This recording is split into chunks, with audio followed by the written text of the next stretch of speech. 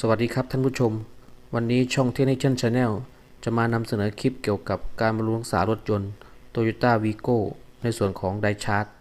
ซึ่งเป็นงานนานๆทำครั้งซึ่งทางช่องได้จัดทำวิดีโอเอาไว้แบ่งปันนักศึกษาและบุคคลทั่วไปที่สนใจดังต่อไปนี้ 1. คลิปแก้ปัญหาเสียงดังผิดปกติของไดชาร์จ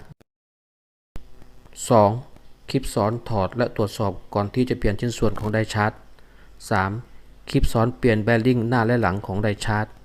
4. คลิปสอนทดสอบก่อนประกอบลงรถสำหรับคลิปทั้งหมดที่ได้จัดทำทางช่อง Technician Channel ได้ทำเป็นหมวดหมู่ของวิดีโอเอาไว้ที่มีชื่อว่า Preventive Maintenance Car by Sale